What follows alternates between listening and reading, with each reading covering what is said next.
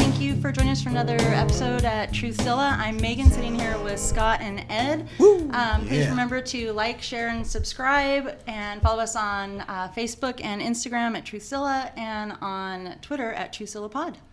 Perfect. Thank you. Good evening, guys. Good evening. All right, we're pretty excited, guys. This is so cool. We have a first in Truthzilla history here. We have a very special guest tonight. He is and always will be the first guest on the Truth Train here. He hosts an amazing podcast called the World Series of Conspiracies. He is literally a walking encyclopedia of the esoteric, a wide-awake warrior of truth. Say hello to the great and powerful Sean, everybody. Hey, Sean, how are you?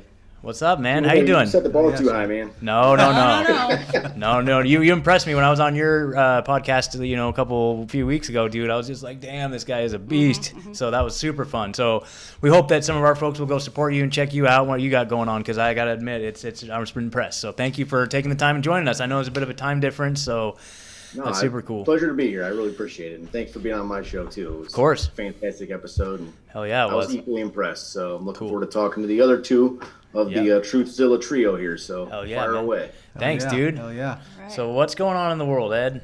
Okay, I guess I get to lead off here. I thought I'd give a little update on some of the COVID life that we live in today. It's been, I would say, a little bit more positive of a week than the week before that we dealt with.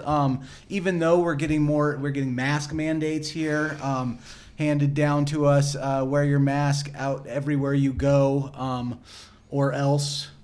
Was it. Yeah, it was kind of a dark day. We were all a little demoralized. We were a lot demoralized. Yeah. People don't really get the mask doesn't mean just the mask to us. Absolutely. The mask means a mandatory vaccination. The mask means the microchip. The mask means the medical ID. Yep.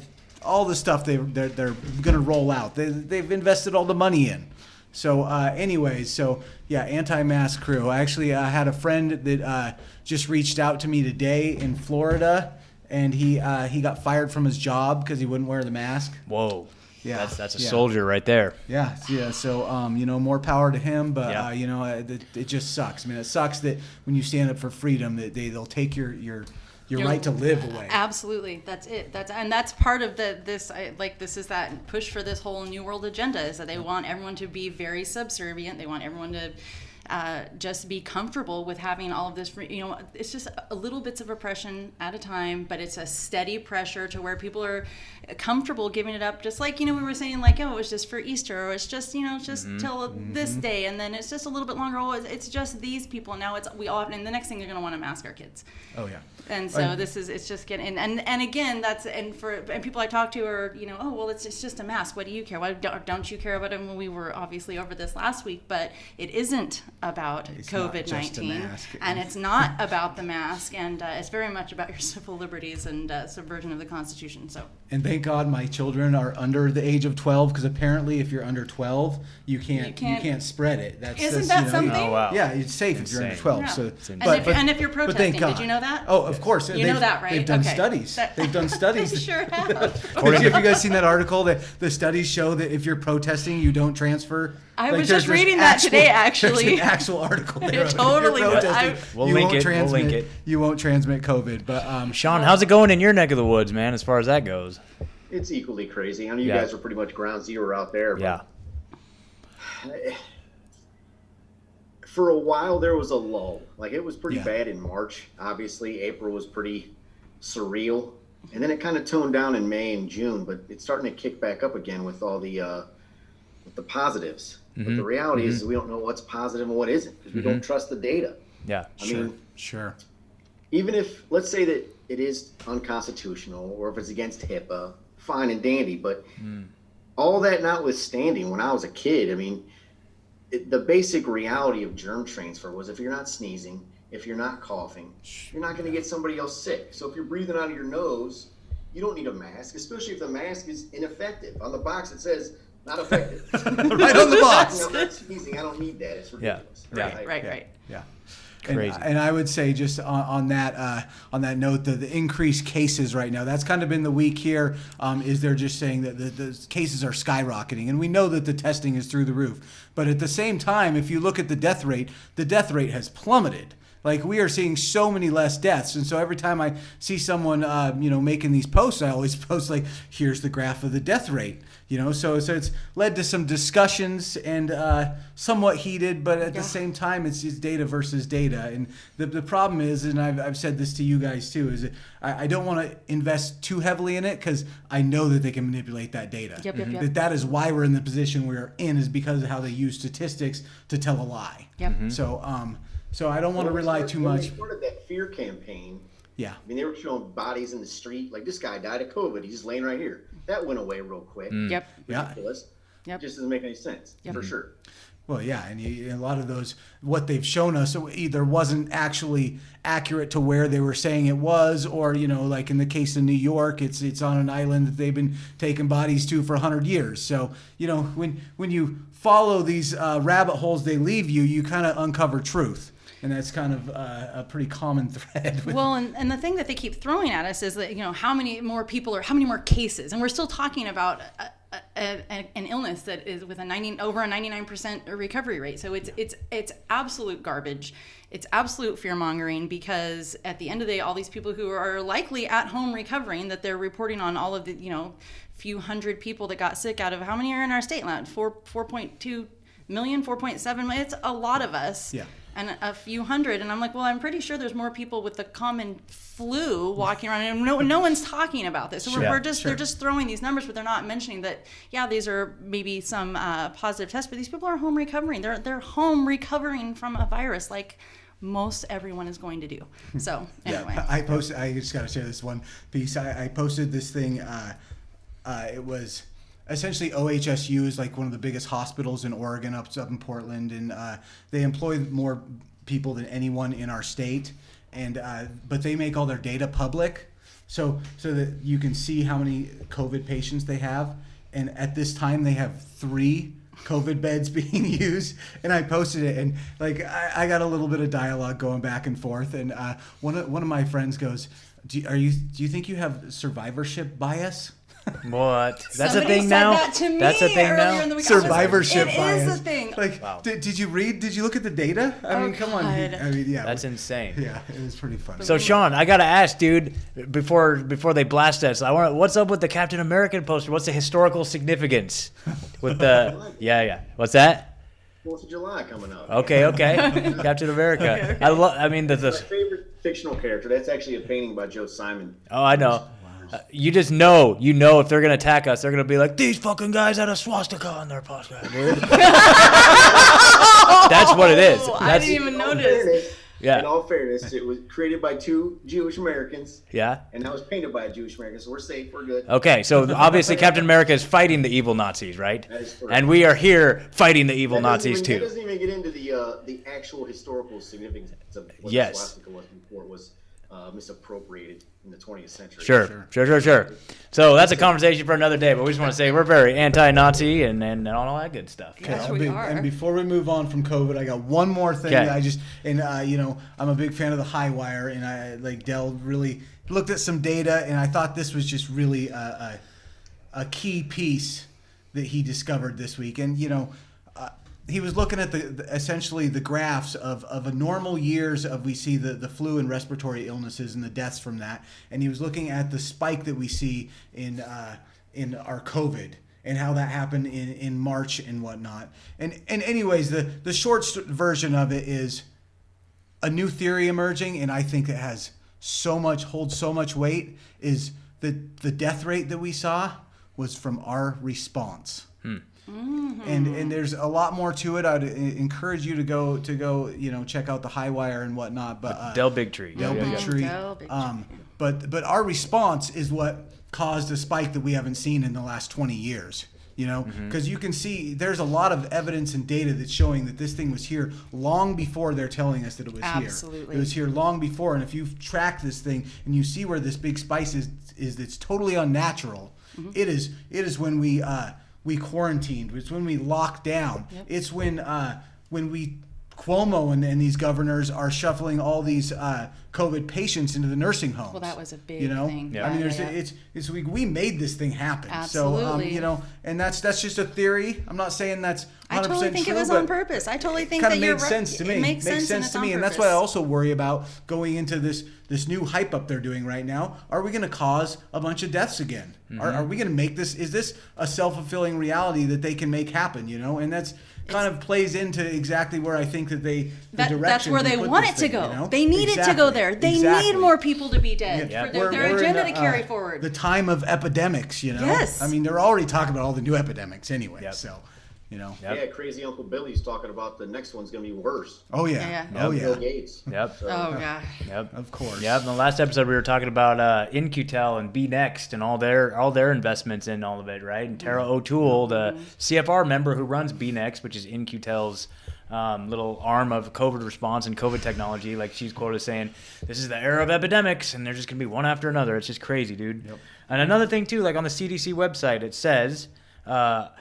If you test positive, right? A positive test result shows you may have antibodies from an infection with a virus that causes COVID-19. However, there is a chance positive results mean that you have antibodies from an infection with a virus from the same family of viruses called coronaviruses, such as the one that causes the common cold. So they're even saying, like, a positive test result could be from the fact that you had a common cold at one point. Yep. And so it's like, I had someone ask me, you know, when I you know, put this out there, they're like, well, you know, you're saying that you something. They were questioning. I can't even remember what they were saying. It didn't even read. But it's like, you know, my response was like, so much is riding on these test results, literally, and the fact that it could be this wrong and this. It's just and not to mention, I don't have the quote in front of me, but they have come out and said that their tests could be as much as 50% wrong. The CDC has said that themselves. So, I mean, we can't rely on the data that we're getting anyways, but even the data they're giving us is bullshit. Like, you can argue with the data that we have. You have to look at who's giving you the data at the end and be all of all things. You have to look at who's bringing you the data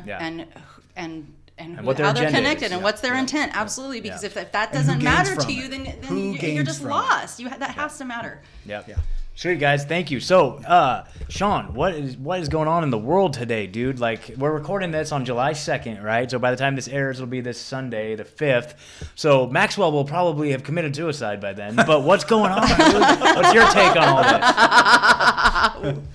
First of all, I'm shocked they arrested her, period. Yeah. Yes. I keep waiting for these drops to happen, and I just don't see them happening. Mm-hmm. You got these people that, if the general public knows about it, obviously the people in power have to know about it because we're the last to know. Yes, exactly. About her. It's got to be way deeper than what it already is. Mm-hmm. So we got to wait months and months and months, and finally she gets arrested. So they say, just like when they say someone went to prison, we don't know. Yeah. Or he even killed himself. Yeah. Yeah. And it's almost a year to the date of Epstein's arrest, and I'm not even convinced Epstein's dead, right? I'm in that camp. For sure. I am totally in that And- We're camp. the same yacht. Yeah. Well, I think we all. So, Yeah, we're all, he's still so around. have you heard the connection? Like, but so it's so weird, man. The thing that really muddies the water for me and really causes confusion is like, okay, so let's say Trump is really actually just, you know, going after these folks, and Q, you know, is all correct about everything, right? And you know, but it's so suspicious how Trump has this tendency to surround himself with people that are just like okay, so like what was the lawyer's name? Alan Dershowitz. Yeah. He represented Trump during his impeachment, and he was one of Epstein's lawyers when he got his sweetheart deal back in the day, right? And now you got Attorney General William Barr, whose father was at the Dalton School, who gave Jeffrey Epstein his start. Like, Jeffrey Epstein drops out of college, right? Just a college dropout, and somehow manages to wind up in a teaching position at this prestigious private school. And the person that hired him, the headmaster, was William Barr's father, the current Attorney General who's going after him. So it's like, I just can't put the pieces together, but there's something weird going on there. You know what I mean? Like, I don't know. Have you heard anything about that? Have you heard anything about that? Like, No, nothing beyond what you talked Yeah. about. I only know to this level. yeah. I mean, obviously, there's connections all over the place for Trump's administration. Yeah. And prior administrations with her father. I mean, it Yes. goes deep into the establishment for Oh, sure. yeah. Do you know much about Robert Maxwell? I mean, a little bit. I know he's more tied to the European side of things than the Yeah. American side versus, you know, she's kind of infiltrated over here. But For sure. again, it's the old, if you stare into the abyss, it stares back kind of thing. Yeah. I try to look at it so I'm aware of it, Yeah. so I'm not surprised by anything. Yeah. dig into that stuff. That's the nastiest side of humanity when you're dealing with trafficking. Yeah, man. Yep. That's how you get hung from a doorknob real quick, dude, looking at Right. that shit. Yep. So I feel you. But it's just so weird, man. So I guess more will be revealed, but I think we would be, we wouldn't be doing our jobs if we wouldn't at least mention it. So cool, man. Sure. So, wow. Well, If she has been arrested, yes. if anyone has connections to deeper and more terrible things, it would be her. Yeah. So Yeah, if it's true, certainly. if you take it on its face value, Yeah. it's all positive news. Yeah. So I'll leave it at that, and hopefully the better angels prevail. Totally. I like totally. that. The better I don't angels think they prevail. will, but we'll see. Yeah, I love that. It'll be I'm the gonna first. use that. There's always a chance for a first, right? Better angels Certainly. prevail. So we hit up Sean, and I hit him up, and I was like, so, dude, I really want you to come on the podcast. Like, what do you want to talk about? And he's like, the creature from Jekyll Island. And I'm like, all right, let's do it. That's deep. So, I think that a lot of what we see in our world today, the veil that's been put over us, the conditions that we all, just our lives flow in and out of this constant pursuit of this thing that's just been thrust upon us as human beings. And if you think about it, like, it controls every single aspect of our lives, and that's money, dude. Money is what we all, every thought, action, pretty much. It's like our higher power. It's like everything that we think of revolves around that, and we're just kind of lost in it. But where does that come from, man? I think it could all be traced back to a specific event, in 1910, where a bunch of rich, powerful, crazy people got together and consolidated their power and formed what eventually became the Federal Reserve. But what's your take on it, Sean? What? Takes plural. I mean, Takes, it goes yeah. all over the map. I mean, Yeah. it's crazy. The first thing, I think it's apropos, and this was completely accidental that we picked the weekend of 4th of July to talk about what's arguably the biggest threat to human freedom ever. Yep. Is the fact that we have a system of monetary finance that's fractional, reserves, centralized banking. It's a massive threat to everybody's independence on the weekend of Independence Day. Absolutely. Yep. The West Coast, and I need my sleep on Fridays usually, but I got Yeah. tomorrow off. Cool. So it's a win in that regard. Yeah. But yeah, it was a coincidence that you and I started talking about this on this day, but I think it's very appropriate. So I guess to start the framework of the way I'll begin things when I'm talking about it. We're all in the same boat. I don't Yeah. necessarily agree with most of, if not many, of the business practices and political practices in America today. Now, obviously, I'm a huge fan of the American dream and what it means to be an American. I'm a patriot that way. Yep. But the execution of our leaders is lacking, in my opinion. And a lot of it stems back to our monetary system and the way our freedom has been usurped in that manner. So,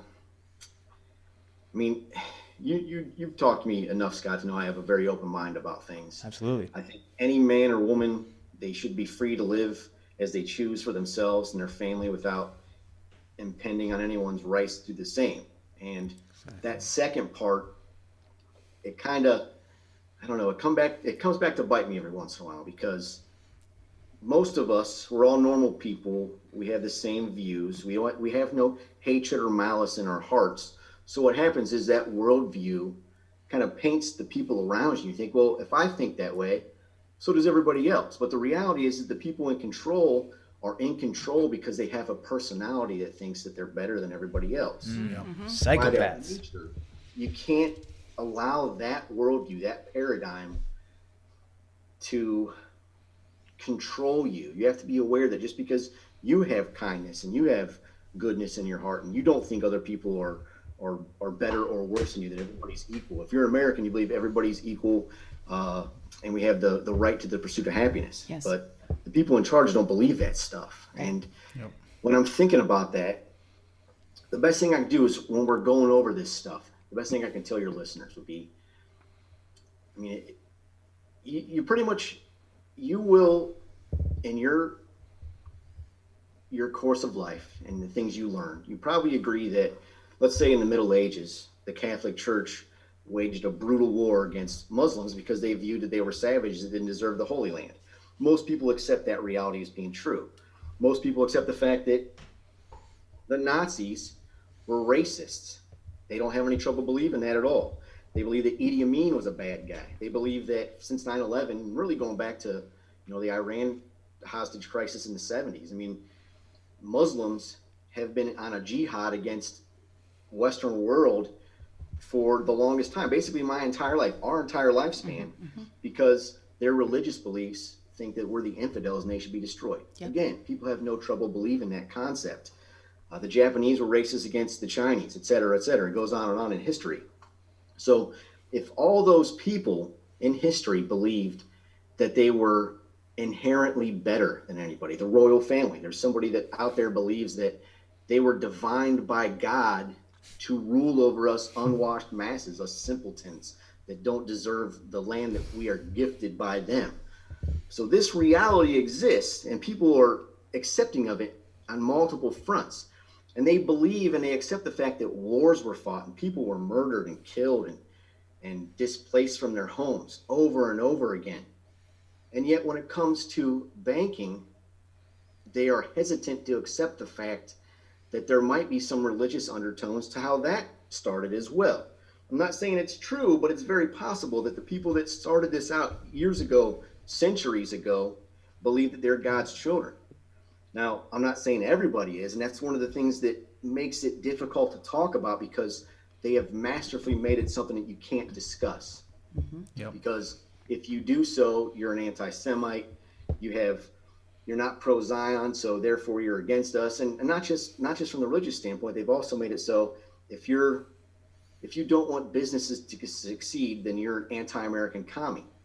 When in fact they're creating a monopoly that's un-American to begin with. So you have to kind of suspend the disbelief and realize that if people are willing to murder and kill and do whatever it takes to be powerful, to have dominion over people, because in their heart they believe they're better than them, it's very possible that someone just figured out a better way through banking to usurp and to control people, to dominate them, the people that they view as their enemies. So again, may or not be true, but you have to at least be open to that possibility, because it is proven in history.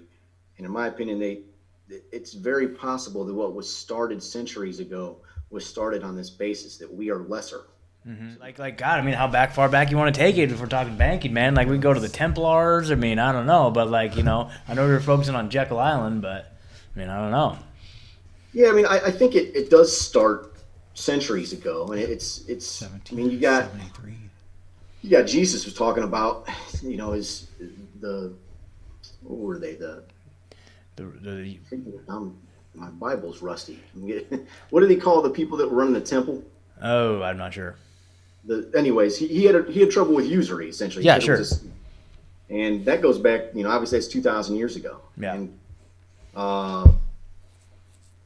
when you look at it going that far back, you mentioned the Knights Templar. I mean, from my understanding, and again, this is just something I heard years ago when I was a kid, and I believe it to be the origin of it. Essentially, when knights were traveling, they said, I don't really want to walk around with gold in my person. I'd like the ability to travel safely. So they would give it to the bank, and if they're in Rome and they're traveling to, let's say they're going to Northern Europe to fight or whatever, they give it to a guy in Italy, and then they can then move and then give the IOU to the guy up in Northern Europe, and you get their money back. So that's the way I understand. That's how it initially started. And that's all fine and dandy. That's providing a good service, and that'll come into play later on. We start talking about the people that defend the Federal Reserve System now, because I can't wait to get into that. You have to look at both sides. Yeah. There's a good side to it, and that might be one of them. This was providing a service that people wanted, and if people want it, so be it. That's freedom to me. So that's okay. Oh yeah. Then moving on to it, I guess if you wanted to pick the most substantial person in history, it would start with Meyer.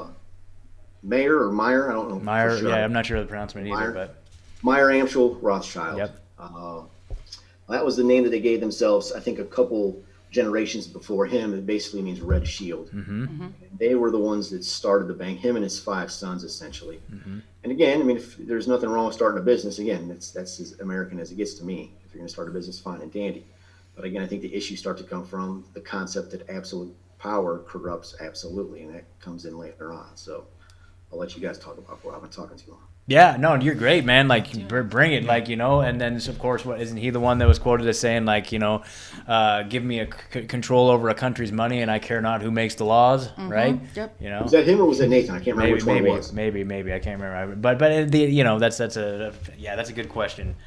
But that's an accurate quote too, for sure. And it was a watch out. Yeah, so that just says like we go in and we take over these countries' money supplies. We become the people providing the capital for these countries, and then through that, we call the shots basically. We have the leverage playing over both sides too. Yeah, playing both sides. Like if you think about it, like every conflict, every war from both and as far back as we can remember, they've had a hand in funding both sides of it, so they profit on both sides of it. So it's literally just, it's almost to the point now, it's like I don't even think there are really countries anymore between the big national corporations and technology and how the banks run everything. Like countries are just an illusion that are put on the map to create division and to foment these wars.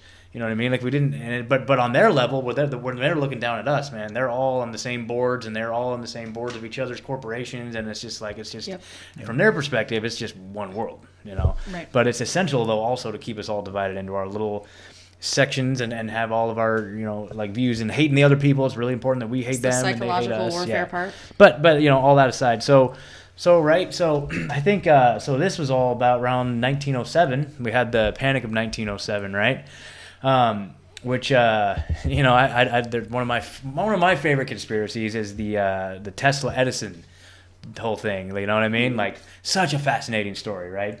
And you have Thomas Edison, whose backer was J.P. Morgan, and Edison wanted to put.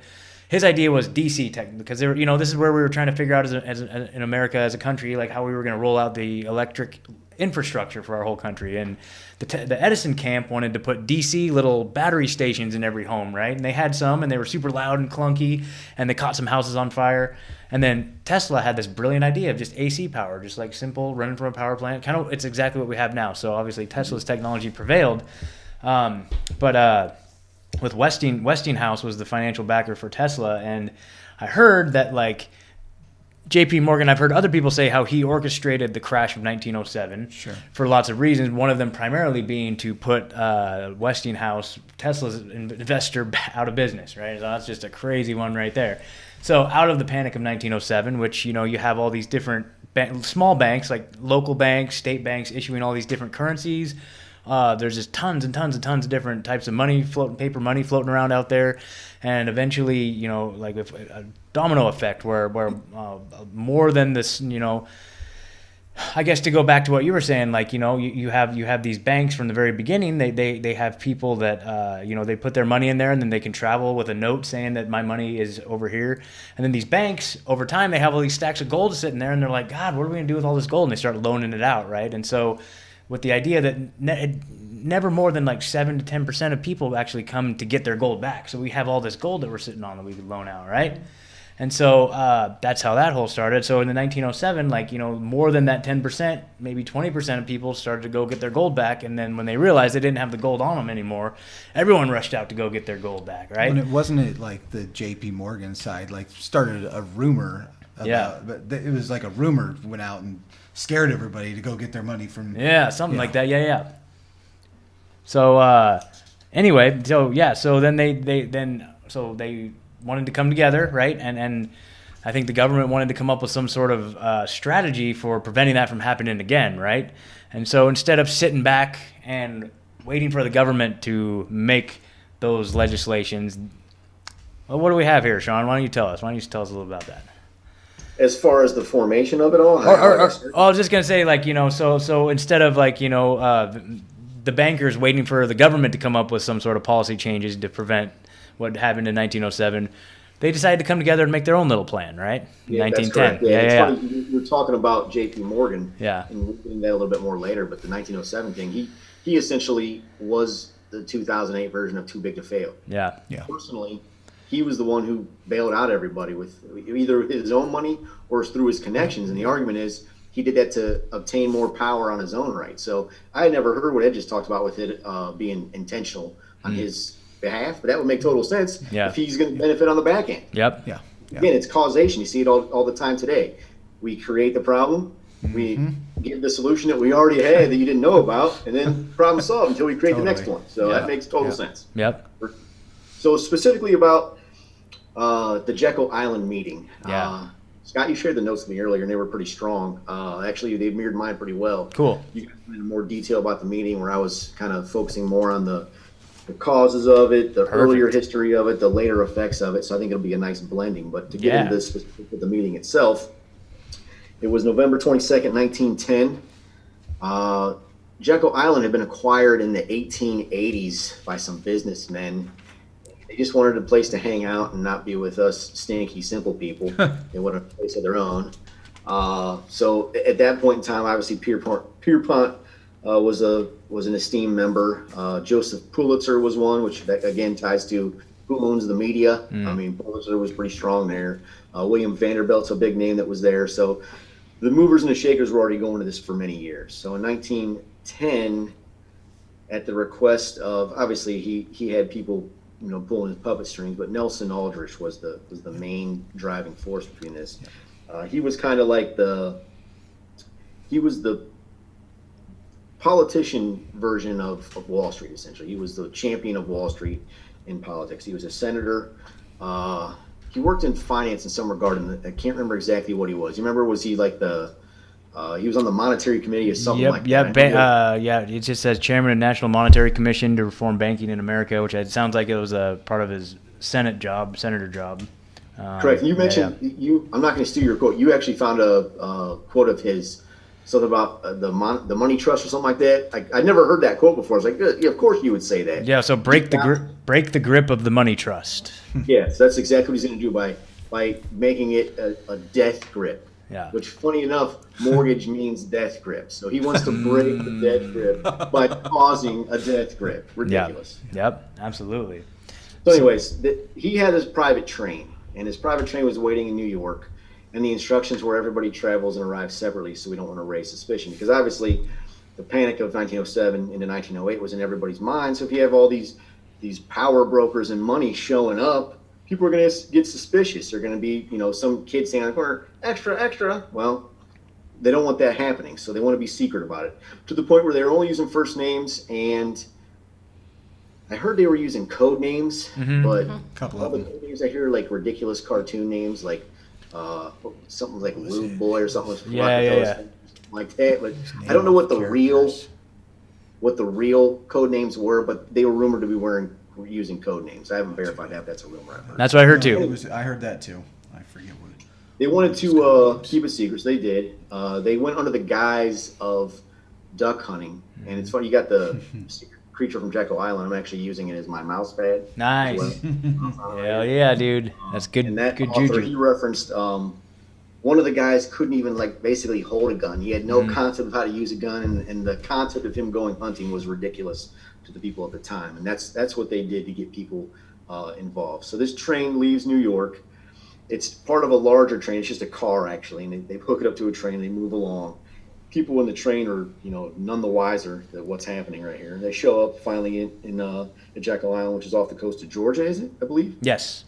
Yeah, that's it. Yep. So they show up there, and they conduct this meeting. And the meeting, the intention is obvious. They want to create a central bank. And I'm going to let you guys talk about the people involved, because that's kind of key to what the agenda was. Totally. So you mentioned Senator Nelson Aldrich, kind of pushing this whole thing together. We have here Abraham Andrew, who was the Assistant Secretary of the Treasury. He was a congressman, also an influential banker. Let's see, Henry Davidson, who was a senior partner of J.P. Morgan. Charles Norton, president of First National Bank of New York. And you notice a lot of these the power structures always focused in New York, Next one would be Frank Vanderlip, the president of the National City Bank of New York, largest and most powerful bank in America at the time. And he was there on behalf of William Rockefeller. And it's also important to notice that Aldrich, he kind of married into the Rockefeller bloodline, right? Father-in-law of John D. Rockefeller, grandfather of Nelson Aldrich. It just so happened Rockefeller, who went on to become vice president. And then, let's see, I mentioned Benjamin Strong, head of J.P. Morgan Bankers Trust. And he became the first head of the Federal Reserve after it was established. And then I think Paul Warburg is kind of the one that just look at him, man. He looks pretty Warbucks. Yeah. Daddy Warbucks, yeah, man. And so he was there representing the European interests. You know, he was there on behalf of Kuhn Loeb and Company, and was there representing the Rothschild banking interests. So we mentioned the Rothschild family and their prevalence throughout banking and just global domination. And at the time, Warburg was one of the most powerful men in the world. So, all told, these five, one, two, three, four, five, right? 6, 7. I think there's men represented a quarter of the whole world's wealth at the time. You know, so Yeah, you had Aldrich and Andrew representing the government, obviously. So that's the people they needed involved because they needed to get sanctioned by the government to make this happen. So that's key. And I've heard, I think it's actually in Jekyll Island, but I can't remember for sure. But I think that there was rumored that Benjamin Strong wasn't there. I think is it something about one of the guys, maybe it was Vanderlip, wrote a book or something, but he was much older. He was an elderly man at this point. The recollection might have been rusty, but I haven't been able to verify that from any other source. So I remember Ed Griffin saying that in the book, that he was able to have somebody that went into an extensive investigation and confirmed it. But I haven't looked into it myself either. But so obviously a very secretive meeting because if they, like you said, if the press were to hear about this, they'd be like, whoa, what the hell is going on? And no one would go for the no one would whatever it is they came up with. Later on, Vanderlip was quoted as saying, this is a quote from him: "We were told to leave our last names behind us. We were told further that we should avoid dining together on the night of the departure. If the necessity for all this secrecy was in doubt, let us only examine." If it were to be exposed publicly that our particular group had gotten together and written a banking bill, that bill would have no chance whatever of passage in Congress. So there you go, right there. Yeah. So if word got out, and so this proposed bill was to break the money trust. So what was it, like 9 days? They sat there and kind of sorted it out. 9 days. This was in 1910, and then they brought it back to Congress. And so if you think about it, so all the interests of the Morgans, which, a lot of people have probably heard of J.P. Morgan Bank still these days, but maybe not a lot of people have heard of, like, the Rothschilds, for example, or the Warburgs, Kuhn Loeb and Company. I saw a really good, interesting expose on Edge of Wonder. They did this whole tracing back of Antifa to its origins and then traced it all the way back to the Bolshevik Revolution of, I think, 1918 in Russia that was funded by Kuhn Loeb and Company. So I thought that was a cool little... Yeah, I got some stuff on Jacob Schiff later. Essentially, nice. Into that, Jacob Schiff is essentially the George Soros of 100 years ago. Okay. What you just talked about touches on that a little bit. Nice, dude. Perfect. And anytime, dude, you want to jump on in. Like, so basically they come up with an idea, like I said, right? And in order to head off whatever the House or the Senate wanted to come up with to regulate these banking debacles, they wanted to come up with it themselves, right? And so... basically, they just, but see, that's what they tell the people. That's the public-facing agenda, right? Is that this is to prevent future economic crises from happening. Yep. Whereas behind the scenes, it's a perfect opportunity to roll out their own agenda, right? Yep. So, what do you want to speak on a little bit of what their agenda was from your take? Well, essentially, the agenda was, hey, we're super rich buddies that like to play golf all the time, and we don't need to care about the peons. Let's consolidate our power and make sure that this power that we've developed over the past industrialized 50 years remains in our control. And who better to help us achieve that, i.e. the business owners, thinking who better to help us than the bankers that control the money supply. So we've, and I'll get into this a little bit later on too, we've tried central banks in the past before, but since the days of Andrew Jackson, we didn't have any. And you can argue that, after the Civil War, 1871 or so, things were pushed in this direction anyways. Even it wasn't a central bank, but it was de facto controlled by the establishment at that point. Regardless, we didn't have an official central bank until 1913. So this meeting was the desire of the elites of that time to control as much as they could. And they used, surprisingly enough, not that this is familiar to any of us today, but they used fear to get there. Absolutely. Wow. Absolutely. That's, If you look at the meeting itself, what happened from it was essentially the Aldrich Plan. And the Aldrich Plan was, like I mentioned, it was a central bank by any other name. There was obviously a stigma to the central banks. Let's call it something else. I don't. People say, "Oh, it's you know the Federal Reserve isn't federal. It's like Federal Express. It's nonsense." But calling it federal to me is no different than calling it the first bank of the United States. Yeah. Still tied to the government. The first one, it was centralized. People hated it. So I don't understand the appeal of doing that one way or the other. I think that's just spin at this point in time by conspiracy theorists. Yeah. Guys like us. Totally. Totally. That notwithstanding, they wanted to call it the Federal Reserve to destigmatize it as much as they could. Mm-hmm. And the big part of the plan that held up, because as we're going to see in a little bit, the plan actually failed. The initial Aldrich plan failed. Mm-hmm. But the one thing that held up was the idea of giving it the illusion of being decentralized by having regional banks. Yeah. Well, that's a ridiculous thought. How can you have a decentralized central bank, especially when the same people own it and control it? It's like saying that, oh, well, Home Depot is decentralized. Yeah, but the same 5 shareholders have the big mansions. Yes. It's the same basic concept. It's not really decentralized. It's just smoke and mirrors. Totally. Sure. So that was the big thing from the Aldrich plan that kind of held over. They wanted to create this central bank so that this cartel, this organized conspiracy group of people that wanted to have a secret against the American public to control their wealth. That's the textbook definition of what all those things are. Mm-hmm. So good, bad, or indifferent, that's what it is. Yeah. They created this central bank, or they wanted to create this central bank in order to control the money supply. So the big thing was, how do we get the government to comply? And that was the big sticking point for the Aldrich plan. And that's where, first of all, you had, it was the Glass-Owen Act. It was Carter Glass and Richard or Robert Owen. Yep. Carter Glass, Robert Owen. Okay. Yep. Robert Owen and Carter Glass were the two big proponents that they had in the government to help push this along. Again, both money guys. Going back to the formation of the country, money guys like Alexander Hamilton, they're always essential to push these banker desires along, because you either got patriots in there, you got profiteers in there, or you got statists in there. It's one of those 3 people are usually what represents the government in one form or the other. And in this case, they had the profiteer guys that they were trying to push along. So the counterbalance to that, the statist of the group that was fighting them, the big one was William Jennings Bryan. He was the big opponent to this, and he's the main reason it failed. And the thing was with Bryan, and people say he was the good guy. He was trying to help us. Well, he was kind of, but he wasn't against a central bank per se. He just was against a private central bank.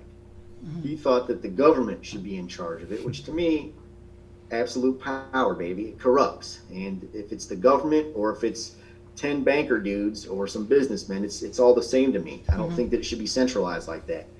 So regardless of his intent, Bryan was the main sticking point at this point. And this is in between the event actually taking place in 1910 and then the eventual passage in 1913.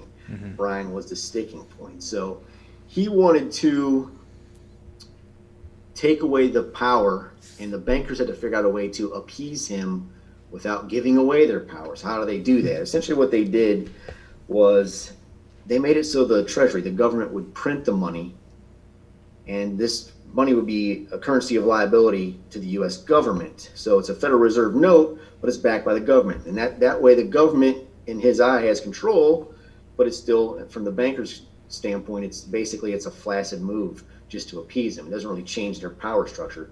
The central bank is still in control. The Federal Reserve, in this case, has all the power. The only thing that the government, to my understanding, still has, and again, this was kind of pushed along by the governmental side of things, is that Congress can vote to eliminate the Federal Reserve. They still have that ability, but other than that, it's pretty much absolute power by the Federal Reserve starting at this meeting in 1910 and going forward to 1913. True. And so really the only government's affiliation, like the direct ties, is that the chairman of the board of governors for the Federal Reserve is appointed by the president. But other than that, there's no government that can regulate no governmental body that can regulate any portion of the Federal Reserve. They're completely untouchable. Right. It's insane. That's the famous Greenspan quote. Yeah, exactly. Yeah, he literally says, there's nobody in the government that can have any bearing on the decisions that we make, or something like that. It's crazy. Speaking of, just real quick sidebar on the opposition to the original Federal Reserve. Have you ever heard anything about John Jacob Astor, Benjamin Guggenheim, or Isidor Straus being opposed to You it? say that because I have in my note headings, it says immediate following events. And the first one is Titanic sinking 1912. Yep. It says bye-bye Benjamin Guggenheim, Yep. John Jacob Astor, Isidor Straus. Those are the big three guys. And then after that is the Aldrich plan, but I skipped ahead. So yes, Okay. simpatico, buddy. So they were, now I saw disputing claims. Some people said, oh, they didn't really care about the Federal Reserve. But do you know of anything? Were they actually outspoken to this Federal Reserve or central banks in general? As far as I understand it, they were American patriots. They believed in free markets, and that's kind of the big thing is Yes. they made their bones via the free market. So Okay. it could be revisionist history because I don't know a lot of billionaires who are, choir boys. True. So they're True. painted as the good guys, but True. who knows how good were they? Yeah. At the very least, they were roadblocks. True. From what I Okay. So the big thing is that J.P. Morgan was rumored to be on that as well, and he canceled at the last minute, a la Mark Wahlberg on 9/11, where Yep. I'm not going to make it. Yep. So- Exactly. Exactly. The theory is that he knew something was going to go down because they wanted to eliminate the opposition. Now, the irony to that is he died in 1913, so you Yeah. gave yourself another 6 months, Chief. Yep. But who owned the Titanic? Yep. Who owned it? Right? J.P. Morgan. Morgan, yeah. Did he really? Wasn't it? You know Yeah, what? J.P. Morgan owned the damn Titanic, dude. That's what I'm saying, dude. It's like, come on now. So, for all of you out there who think we're crazy, right? So the Titanic, right, is a tragic event, right? They hit an iceberg that was exploded by I like what you just did. by J.P. Morgan to eliminate the competition in order to get the Federal Reserve Act passed. So, just so you guys know. Anyway, it had nothing to do with Leonardo DiCaprio sitting on a freaking boat, or maybe that happened too. But unfortunately, we've kind of been lied to about that too. I don't know, maybe. Anyway, so I thought that was pretty funny. Okay, so what I heard too is that so when they were trying to pass the Glass-Owen bill, right? So the original version didn't pass, and so they pushed it back through Congress in the form of the Glass-Owen bill, and at that point, you have the Aldridges and the Vanderlips coming out publicly denouncing that bill, the Glass-Owen bill, saying, no, that's awful, we can't pass that bill, right? Just to get the public to think, well, if the bankers hate this bill, then it's probably beneficial to us. Did you hear anything about that? Yeah. No, I haven't. That's actually pretty smart. But Yeah. I haven't heard that before. That's a good Yeah, angle. I think Corbett was talking about that on his documentary on it, the Century of Enslavement, which of course we'll put a link in the show notes, just to definitely if you guys want to really get into this stuff. I agree. I love it. Yeah.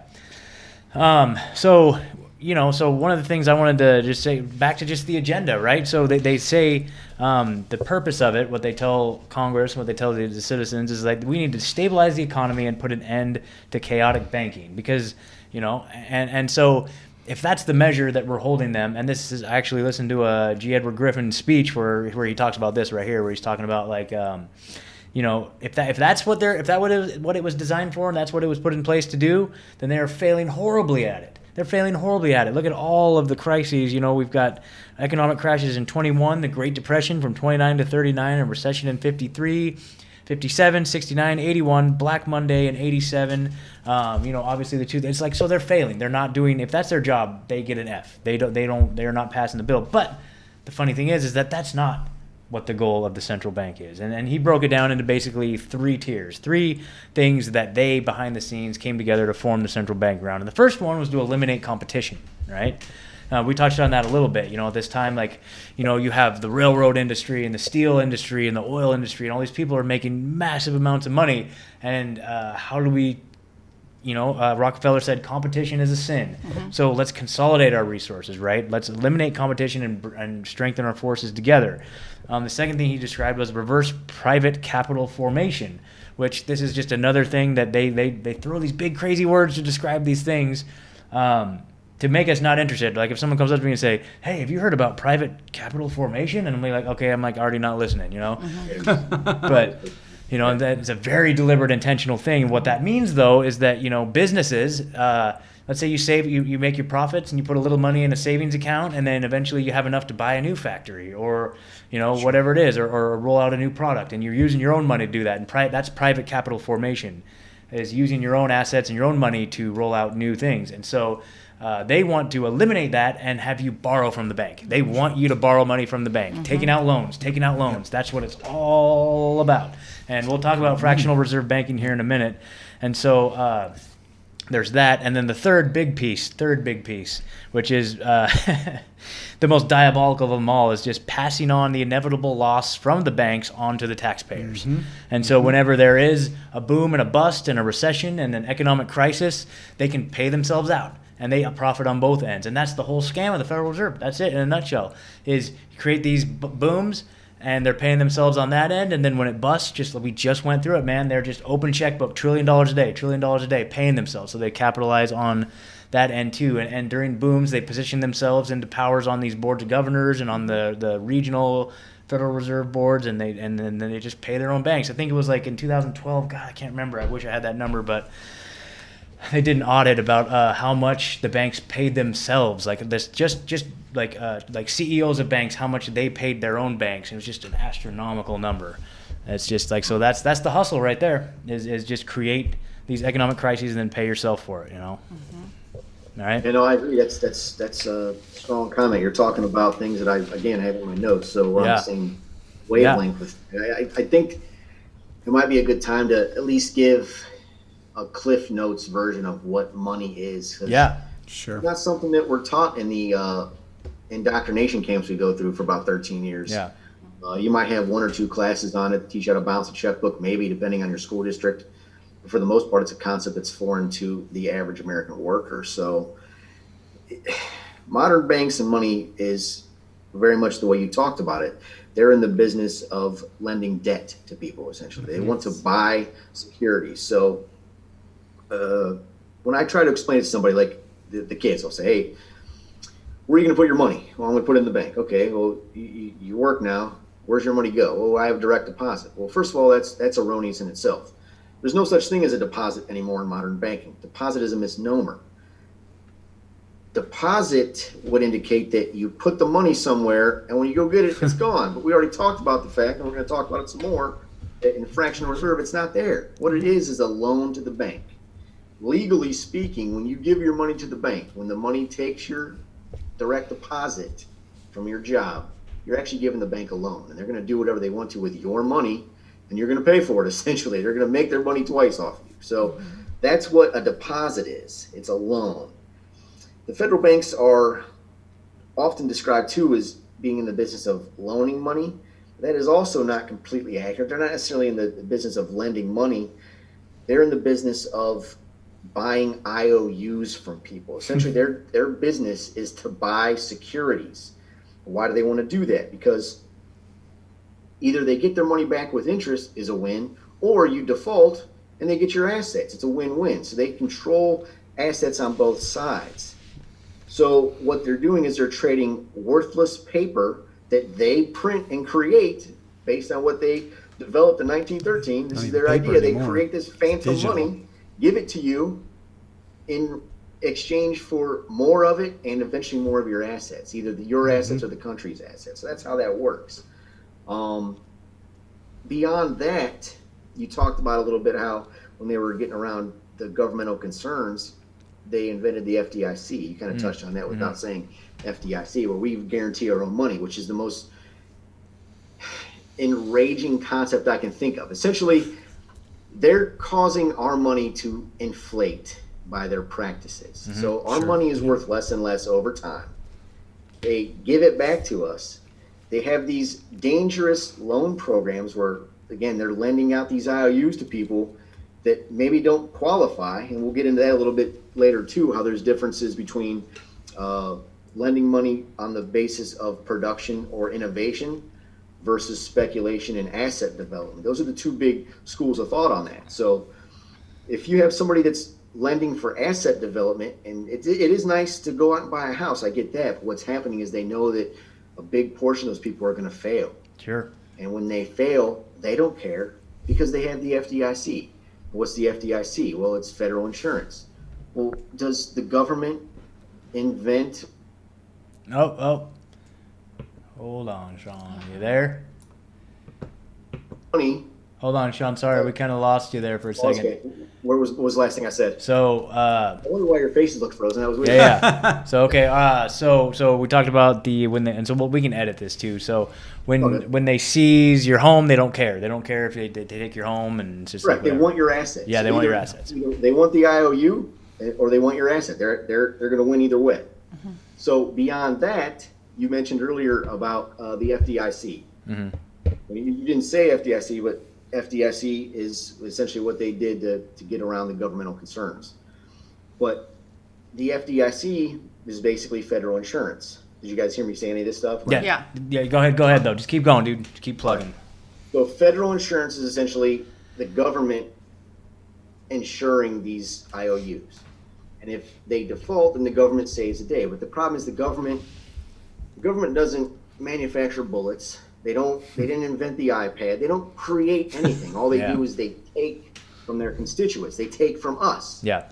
So the guarantee on our IOUs, on our real estate notes, on our asset notes is us. We're insuring ourselves with all inflated money. It's ridiculous. It's the definition of a damn Ponzi scheme. Yeah. It drives me bananas when I think about it that way, but that's what's going on. Crazy. You want to touch on a little bit like fractional reserve banking, what that is? Yeah, essentially they intentionally, at least I believe, I think they make it overcomplicated on purpose. Yeah. Again, you kind of talked about it's either boring or perceived to be super complicated, so people don't want to look into it. Yeah. Mm-hmm. So fractional reserve, essentially, just look at it very simplistically. What's a fraction? It's not a whole. Mm-hmm. It's 1/2 or 1/8 or whatever. Reserve means if I give you some gold and you put it in your reserves in your vault, if you have a fraction of that, then you don't have the whole amount. That's all it means. Fractional reserve means I give you 100 pieces of gold. By the laws that you helped create on Jekyll Island and that were later turned into law, you don't have to have 100 pieces of gold anymore. You might only have to have 3 pieces of gold out of 100, and you give 97 of them to somebody else. Mm-hmm. All these banks that are under the central control are all broke. They have no money. Mm-hmm. And because they're broke, can't that not cause the same damn panic of 1907?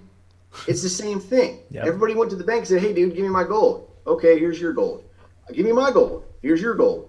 What happens when the 3% of those people don't have it? Oh, call the FDIC, and it's the same people in line paying for it. Yep. Again, it's a cycle of pain over and over again. Yep. I think, and I love like the example that Edwin Griffin uses is like, it's just okay. So you walk down, you put your little $100 bill in the bank, right? And then the bank says, great. Hey, attention everybody. We have some money we can loan you. And everyone goes, great. How much can we get? And they said, we'll give you $900. And they're like, wait a minute.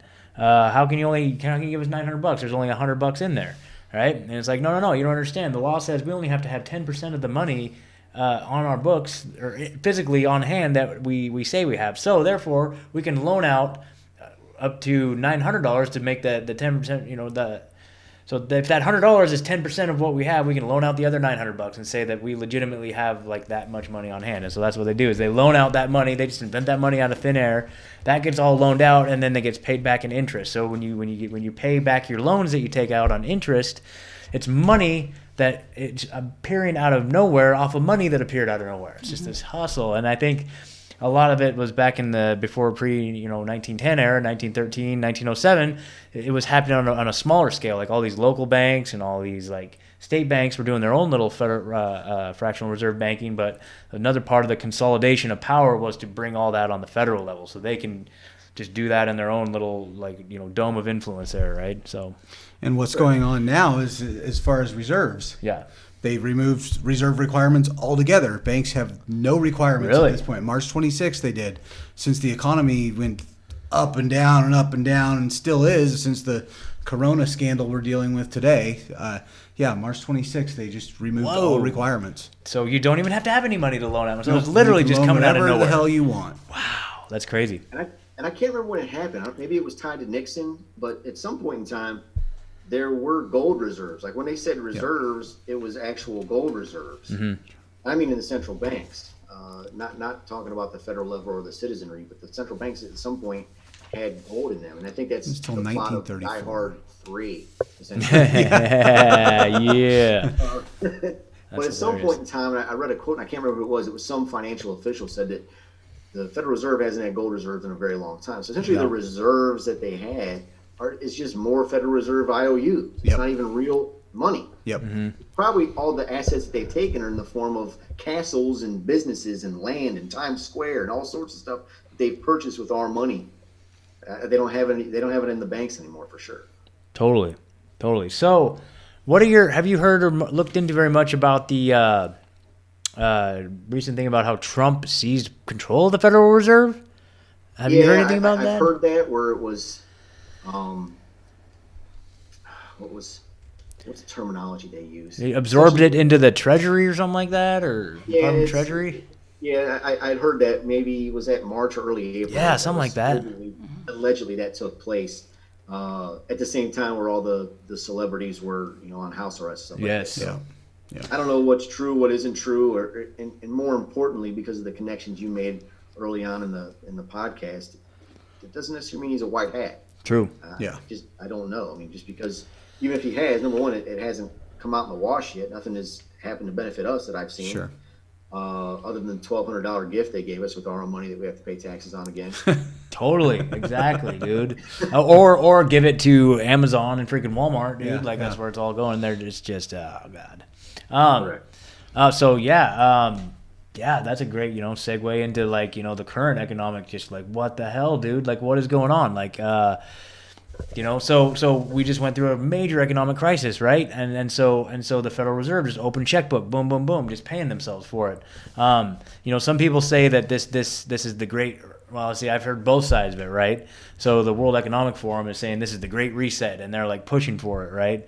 But then I've heard other people, on the Q side, for example, saying that this is needed to starve out the banks, right? Do you have any thoughts on any of that? I've heard that. I don't believe anybody gets in the position of power and doesn't get shot in the face. Yeah. If they're not down with the program. Yeah. Yeah. Absolutely. Yeah, absolutely. Yep. Absolutely. What are your thoughts on Q, if you don't mind me asking? I think it's AI. Yeah. It's either AI or it was a troll job that turned into something bigger. Yeah. I don't know.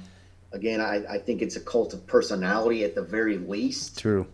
And cult of personality is something that usually doesn't work out for the average person. True. Yeah, that's a great perspective for sure. I don't know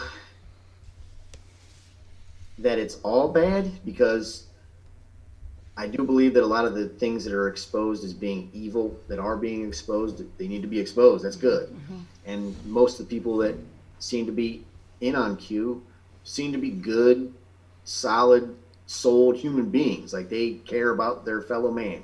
Sure. So that's good too. At least it's bringing good people together. But it's also, obviously, the theories are all out there. It's putting the Second Amendment players off the game board, essentially, by saying, hey, wait on Q, trust the plan, don't do anything, sit on your hands. Yeah. And to me, that makes perfect sense. It's exactly the way you should handle it if you're trying to preemptively, proactively stop insurgency. True. If you're trying to overtake a country via a new world order, and again, new world order might not be the game plan. It might be a rumored game plan, because you talked about it earlier, where they like us being divided and hating each other. But if we're united under a one world government, that paradigm goes away. So who knows what the exact design is? But I do agree that there's something involved that people want to push this agenda, for sure. True. And Q is a distraction from that, or a stall tactic from that. Yeah. Now, what better way to usher, just turn a blind eye to the ushering and whatever it is they're about to roll out, by just having a whole segment of the population just being, no, trust the plan. No, just sit back, trust them. They know what's going on. Yeah. Even though we're watching all the crazy bullshit happening right in front of our faces, well, that doesn't add up. I don't know. No, trust the plan. So what better way to get us? And I'll say this. Yeah. They used the frog, the kek. Yeah. Which goes back centuries. Is it Egyptian? I think it's an Egyptian symbol, sigil magic. But the funny thing to me, in my head, I always see the dumb frog. I think we're the boiling frogs. We're in the water sitting here thinking it's a hot tub, and it's not. Yeah, that's a great point. Yeah. Absolutely. Absolutely. Have you ever read Silent Weapons for Quiet Wars? I've heard of it, but I don't think I've read it actually. Okay, no. so it's the first little chapter of this book here. Heritage Girl Megan's been doing a little book study on it on her channel.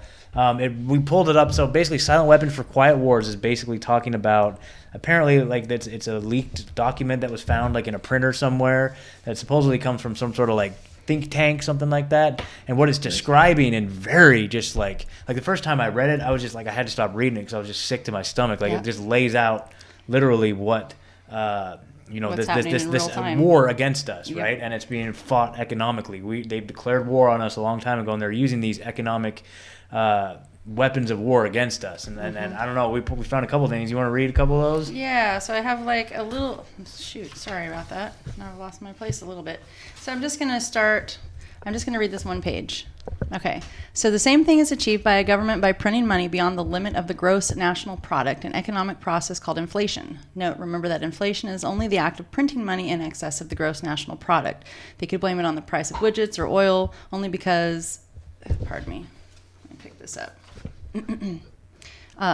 Only because you never know the real cause. The real cause and the only cause of inflation is the printing of more money beyond the gross national product.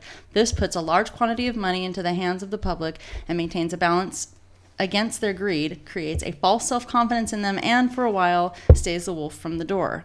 They must eventually resort to war to balance the account, because war ultimately is merely an act of destroying the creditor, and the politicians are the publicly hired hitmen that justify the act to keep the responsibility and blood off the public conscience. Since most of the general public will not exercise restraint, there are only two alternatives to reduce economic inductance of the system. One, let the populace bludgeon each other to death in war, which will only result in the total destruction of the living earth. Or two, to take control of the world by the use of economic silent weapons in the form of quiet warfare, and reduce the economic inductance of the world to a safe level by a process of benevolent slavery and genocide. The latter option has been taken as the obviously better option. At this point, it should be crystal clear to the reader why absolute secrecy about the silent weapons is necessary. The general public refuses to improve its own mentality and its faith in its fellow man. It has become a herd of proliferating barbarians, and so to speak, a blight upon the face of the earth. They do not care enough about economic science to learn why they have not been able to avoid war despite religious morality, and their religious or self-gratifying refusal to deal with earthly problems renders the solution of the earthly problems unreachable by them. So that's just the one little section out of the energy portion of this book, out of this document. It's quite in depth, and it's a great read, and you can find a PDF fantastic version on Google or DuckDuckGo. Excuse me, not Google. Don't use Google. Anyway, but like it talks about too how like I think it was Mayer Rothschild figured out that the whole like economics on a large scale can be equated to like the just basic theories of electricity. You have power, inductance, and resistance. You can just apply economic factors in place of those in any equation related to electricity. Like if you're an electrician, then you use those like pi equations all day long. You can plug in like all these economic variables into those instead, and you can literally just like pull a string over here and you can change the whole economy over here. It's really fascinating how they describe it. The other really one, did you want to read on page 39 too, the energy one? Absolutely. Which portion? Just consequently, in the interest of future world order, peace, and tranquility, it was decided to privately wage a quiet war against the American public with an intimate objective of permanently shifting the natural and social energy, which is wealth, of the undisciplined and irresponsible many into the hands of the self-disciplined, responsible, and worthy few. Absolutely. In order to implement this objective, it was necessary to create, secure, and apply new weapons, which, as it turned out, were a class of weapons so subtle and sophisticated in their principle of operation and public appearance as to earn themselves the name silent weapons. So, I mean, it just goes into all this. Have you heard any of that stuff, Sean? Well, not specifically that document, so I have two questions. First of all, everything you're saying sounds very much like what I danced around in the beginning. Which there's a group of people, and again, it's not about race, it's about the power brokers. It's about dominance. And this dominant group of hardliners, zealots, believes that they are divined on some level, either by superior intellect or by divine birthright, the masters of other people. So my question is, do we have any allegations about who wrote that, and what era is it? I think it was like the It 60s. couldn't be that long ago. but- Between 1952 and 1979, different portions of this particular document. I think it's 1979 was this particular. Yes. Pretty sure It I'm says, I read the top secret documents which explain the silent white wars as the doctrine adopted by the policy committee of the Bilderberg Group during its first official known meeting in 1954. 54, A okay. copy found in 1969 was in possession of naval intelligence. And the following documents dated May 1979 was found on July 7, 1986, in an IBM copier that had been 79, yeah. purchased at a surplus sale. So this document 79. Yeah. Yeah. So, Whoever it was, they're the self-proclaimed, self-perceived masters of us. for sure. So- Are we so now? Okay, so are we talking Zionists? Are we talking Luciferians? I think the enemy of my enemy is my friend situation there, where Okay. they don't line up necessarily, Yeah. where they have their own agenda at place. And my opinion is both. I think they're both using us for our labor, for our taxes, for our innovation, for our creativity, possibly to bleed our energy as well from a spiritualistic standpoint. Yes. 100% on board with that. Or I make that up. Regardless, it sounded good. So You're Yeah. On point. on point. these people, whoever they are, have an agenda. And my opinion is, you have the Luciferians on one side, possibly lizard people, like legit biblical lizard people would have their own agenda. Yes. And then you have Zionists on one side that have their own agenda, and possibly like an Asian Chinese influence having their own agenda too. You have separate things happening, and they're all using each other to fight the enemy, which is us. And if we're out of the way, then they can turn on each other, and that's probably the way it's going to play out. And So is it could be multiple sources of things happening all at once. And is that what we're seeing right now? Probably.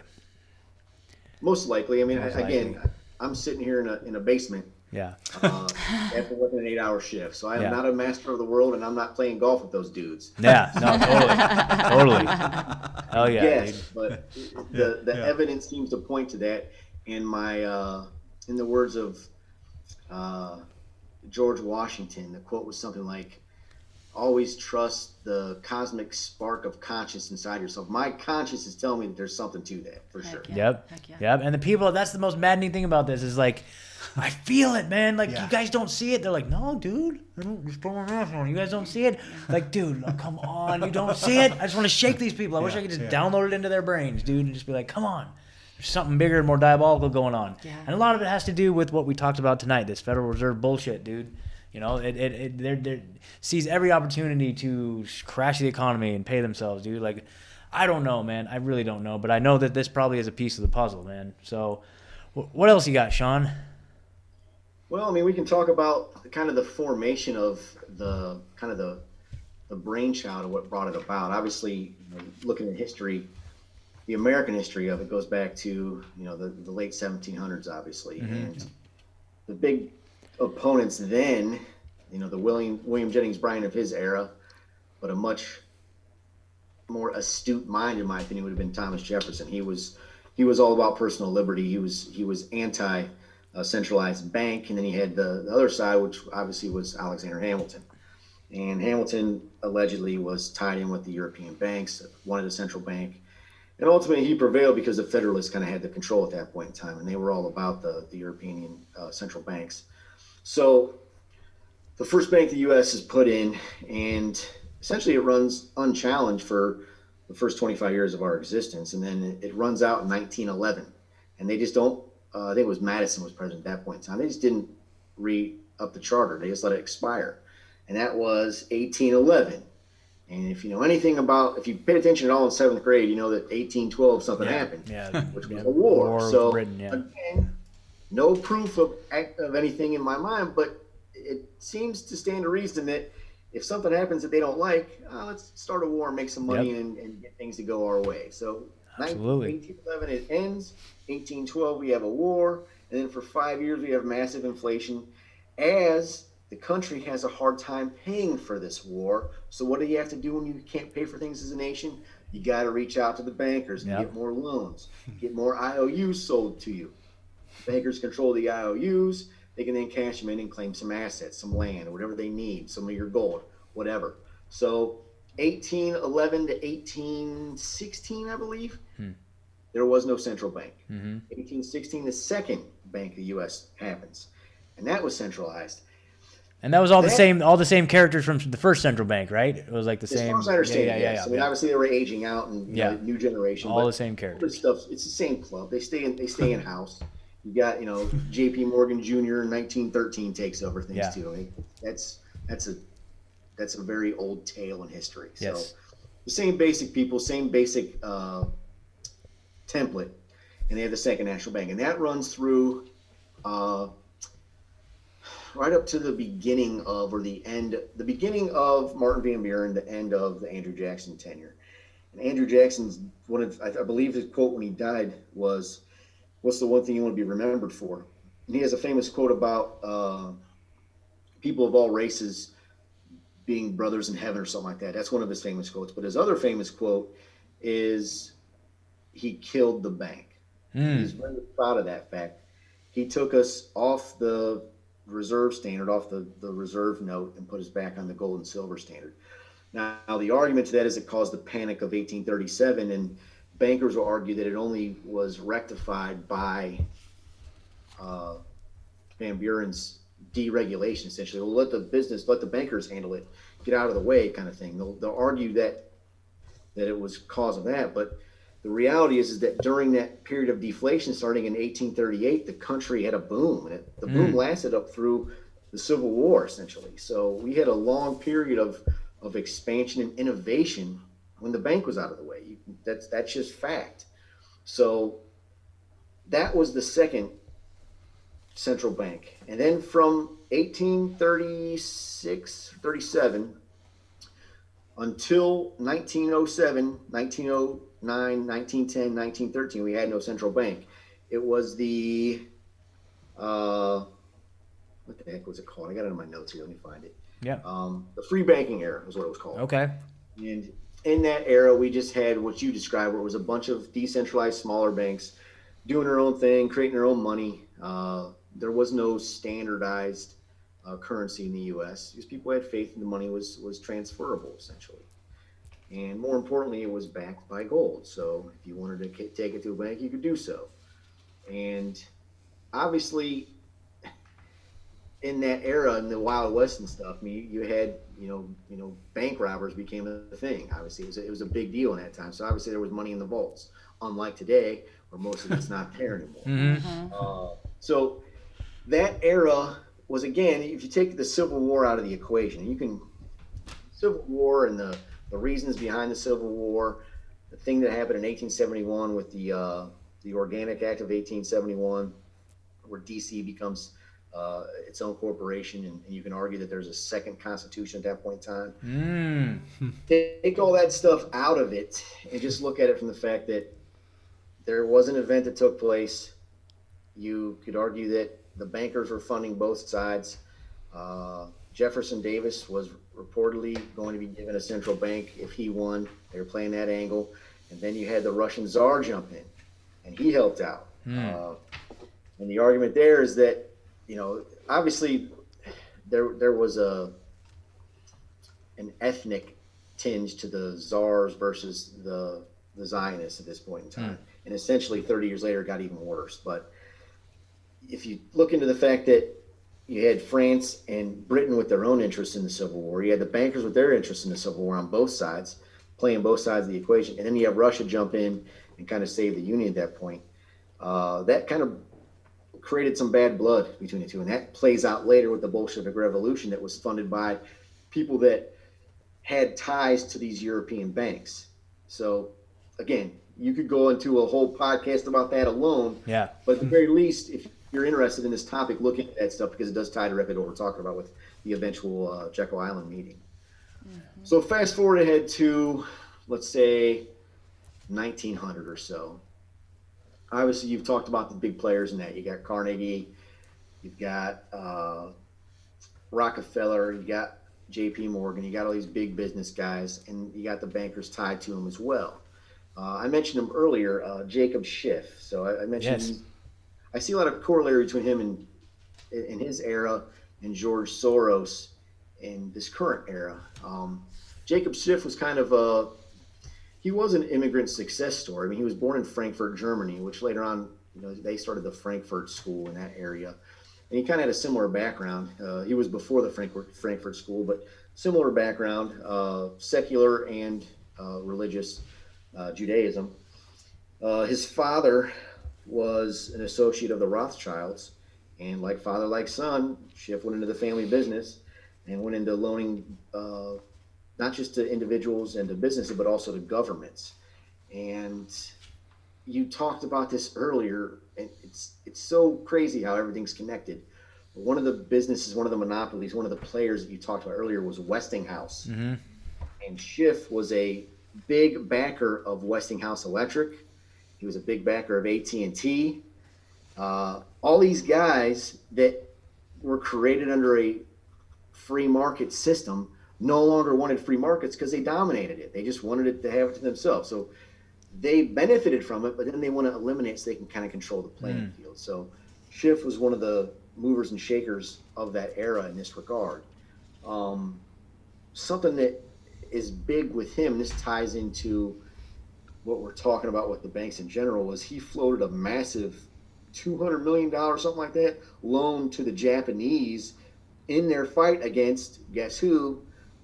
Russians, yeah. the czars at this point in time. So he gives a huge loan to them.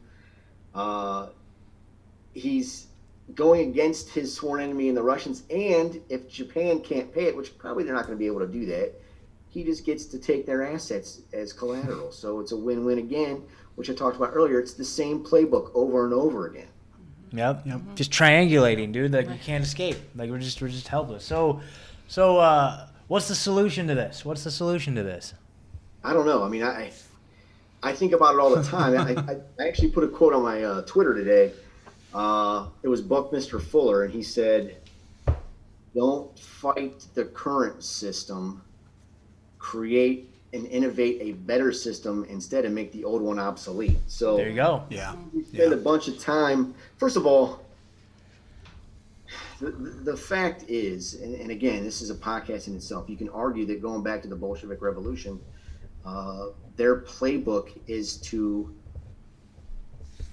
destabilize the family unit, get people to be extremely selfish, to rebel against the historical stability structures like church, family, things of that nature, to make them anti-authoritarian as much as possible, to make them feel oppressed, to make them feel like victims, to make them lash out, and to make them stand alone. And the argument for that is, by doing that,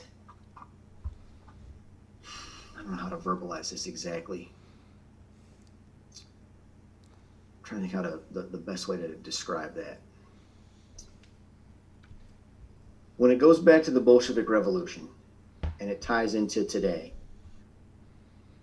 you want people to not have the structures in place that were there supporting them over time. And I don't know how to, I apologize, I don't know how to verbalize it exactly. You're good. You're great. You're good. Jump in and help me out. Okay, so if we want to get rid of the old, we have to come up with the new first, right? Correct. So, go ahead. I guess where I was going with it is, for a century, they've been effective at reducing our support structure. They've gotten rid of the family model. They got rid of the family unit. There's more single-parent households. There's children that have issues. You can get into the fact that they're manipulated by psychotropic drugs, things of that nature, by being tied on antidepressants, all sorts of different things going on to make people not feel as secure and not feel as tied to any one unit, any one structure. But, and this is where I was going with it, I finally figured out what I was trying to say. They have been doing this for centuries.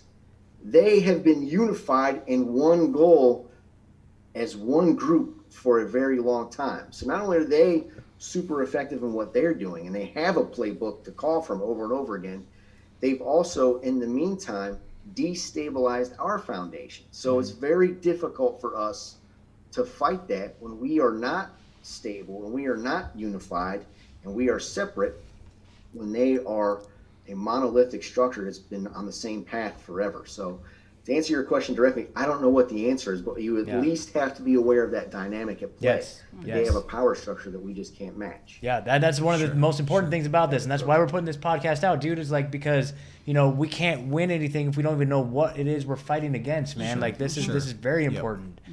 I guess if people are interested in learning more, because again, this podcast is just about Jekyll Island. Obviously, you guys have a plethora of books in front of you if you want to pitch anything there that people could have reading on. But for me, looking at the things that transpired after Jekyll Island, I look at the focus group and how that ties to Churchill. Again, it's kind of similar to what we talked about with Schiff and Westinghouse. The focus group was something that kind of dictated Churchill's moves leading up to World War II. And one of the reasons they wanted to do that was Germany, throughout its entire history, and then again in the 1930s, and say what you want to about Hitler, not a nice guy, not a good dude, and his immediate surrounding officers also scumbags. But he was chosen to be Times Man of the Year for a reason.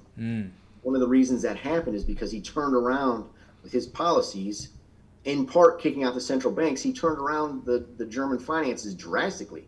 They were thriving in the 1930s. So look into that, and then look at the focus group and how it manipulated Churchill. After they removed Chamberlain from power, Churchill goes into power, and it leads directly into World War II with a series of events about, rumored peace treaties that were usurped and neglected, and you got Stalin on one side causing problems, and you got FDR on the other side doing things behind the scenes to push everybody into war. So there's a lot of stuff involved with that. Again, it's tied to them playing the same side. Win or lose, they're going to win. Yep. You've got the gold standard. That's a big one. First, you had I think it was 33 at FDR. He basically made it illegal for citizens to have gold. He trade in your gold, essentially, and get a Federal Reserve note instead. The theory behind that is they had to give the gold away. They were already having to pay up for some of these IOUs from earlier. But regardless, they didn't want it in the average person's hands. So in 33, that happens. In 71, again, Nixon takes us off the gold standard. So 33, the gold itself goes away. 71, you can no longer trade in a reserve note for gold. And other than that, I mean, that's pretty much it as far as the historical side of things. Oh, yeah. I know, JFK is a big one.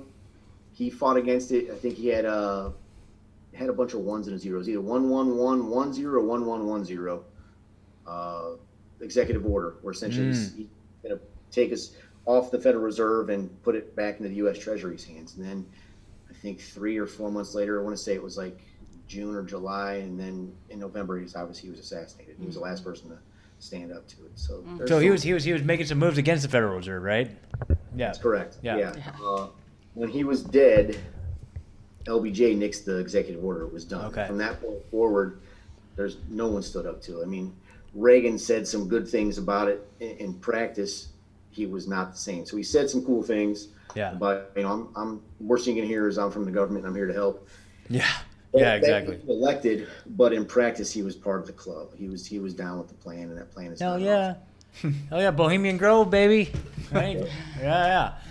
Oh no, wait, was Reagan one of the Bohemian Grove guys? I don't know. Maybe I'm thinking of Nixon.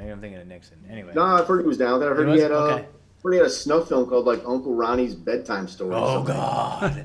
Okay, there you go. I didn't hear that. Yeah. All right. Let's we'll do a whole episode on that. No. So here's something I heard. This is from Max Egan with the Crow House, right? He has this really great idea called the Day of Noncompliance or Days of Noncompliance, and it's basically the principle of, so his idea is like one day a month. All right, we need to pick one day a month.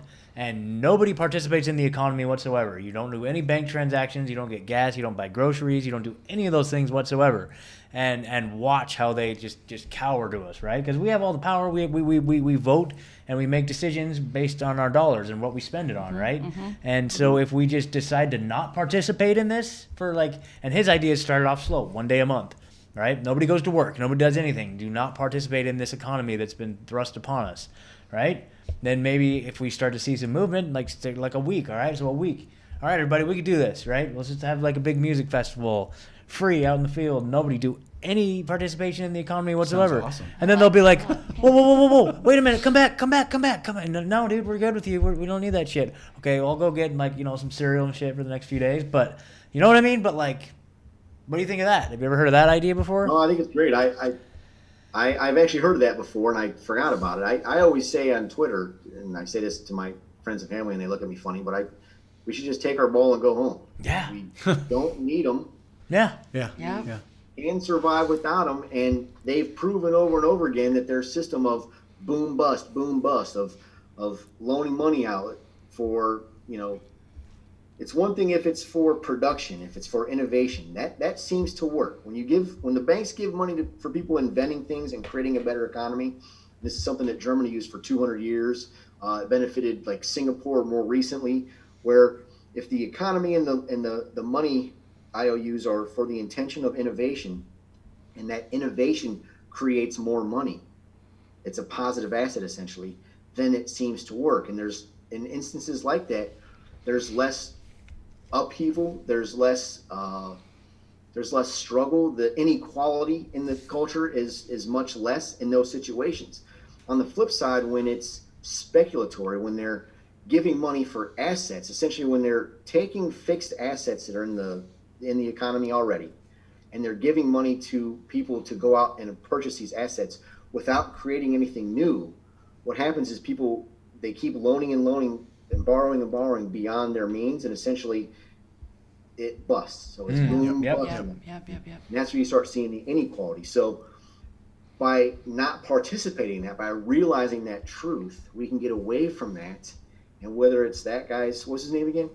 Max Egan, IGAN. Max Egan, to experiment with that, that's perfect. Yeah. And again, by doing that, it goes back to what I was talking about, where they have centuries of working together and planning together, where we can start to plan on our own right in a non-aggressive way, or at least a non-violent way, because it is aggression. Whether it's, it doesn't have to be warfare. It can be predatory lending to be aggressive. So in this case, it's aggressive, but it's not violent. Yeah, and it can be very effective. I've also heard of things like resource-based economy. The second Zeitgeist documentary talks about resource-based economy, and that could be an alternative as well. Oh yeah. But the bottom line is, you have to experiment because the current game is busted. So take your ball and go home. Absolutely, take your ball and go home. All right, dude, that's awesome. So Sean, tell us where we can find you, dude.